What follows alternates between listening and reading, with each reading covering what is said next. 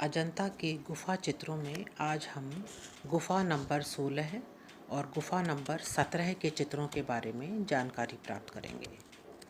पहले है गुफा नंबर 16 के चित्र।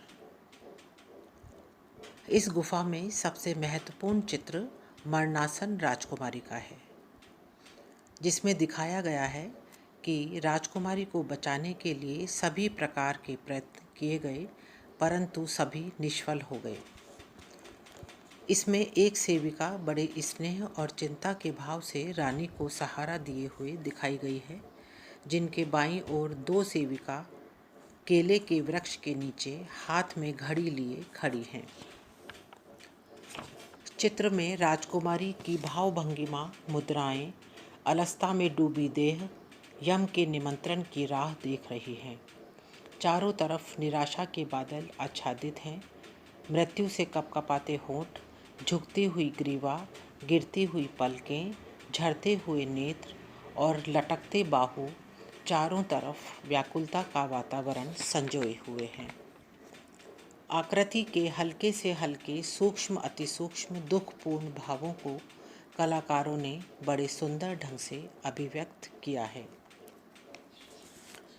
इसी गुफा में दूसरी तरफ बुद्ध के गृह त्याग का चित्र है, जिसमें दिखाया गया है कि राहुल और बुद्ध की पत्नी यशोधरा निद्रा में है, दासियां सो रही हैं।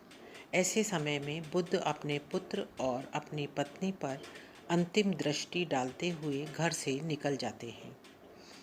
इस चित्र में बुद्ध के चेहरे पर ममता के स्थान पर त्याग की क्षणिक भावना का बहुत सुंदर ढंग से चित्रण किया गया है। अब है गुफा नंबर 17 के चित्र।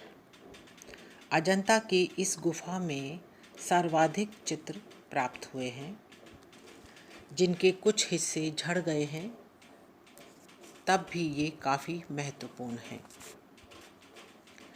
एक चित्र दान करते हुए राजा का है।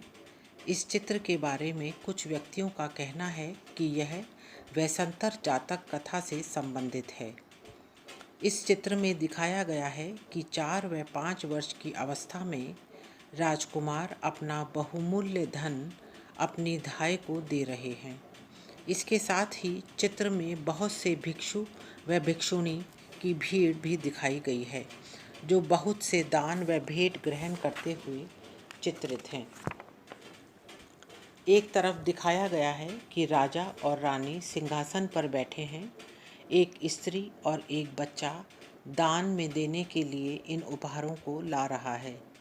राजा के पास दूसरे दास व दासियां भी खड़ी हुई चित्रित हैं। इसके साथ चित्र के दाईं ओर घोड़ों का चित्रण है।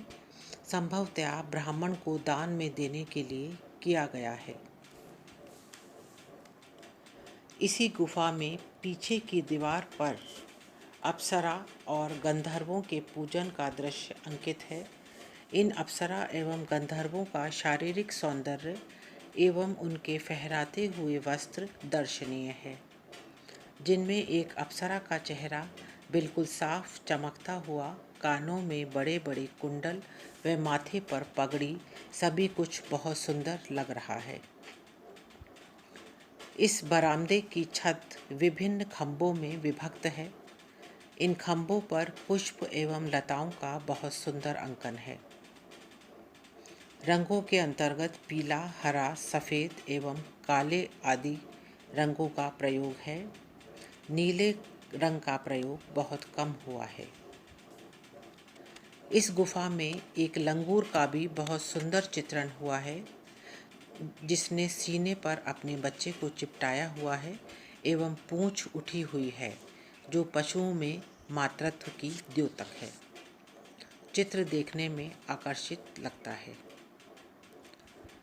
इस गुफा में छदंत जातक 4 कथाओं में चित्रित है। पहले दृश्य में रानी के मन में प्रतिशोध की भावना दिखाई गई है, जिसमें वे सोचती हैं कि गजराज से बदला लेना है। दूसरे दृश्य में हाथी को अपने साथियों के साथ स्नान व क्रीड़ा करते हुए दिखाया गया है।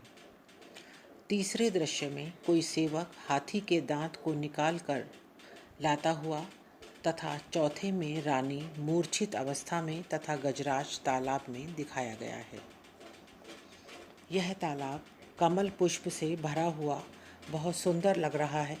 इसी में एक तरफ हाथी कमल का पुष्प तोड़कर गजराज को भेंट स्वरूप प्रदान कर रहा है।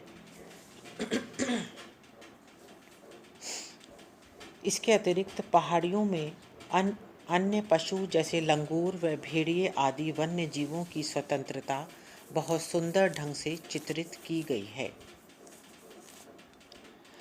एक अन्य चित्र गजराज मुक्त होकर अपने अंधे माता पिता से मिलने के लिए जाते हुए चित्रित है।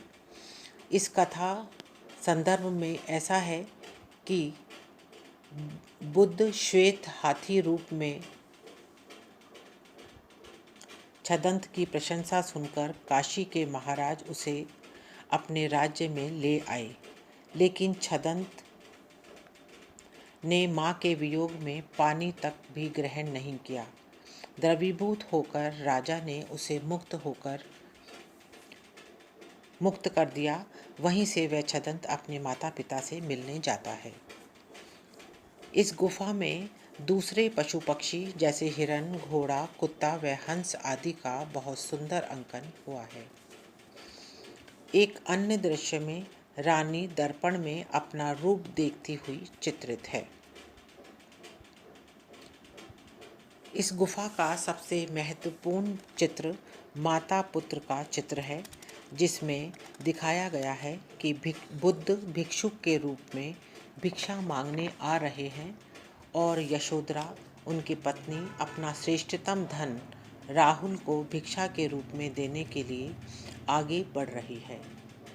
यशोधरा व भगवान की दृष्टि मिलती है, मानो आँखों ही आँखों में पुत्र समर्पण कर रही हो। कपड़ों की सलवटों में गांधार शैली का प्रभाव है और चित्र में गेरुए रंग का प्रयोग किया गया है। इस चित्र की विशेषता यह है कि बुद्ध की महानता को दिखाने के लिए बुद्ध की आकृति को यशोधरा की आकृति से काफ़ी बड़ा बनाया गया है।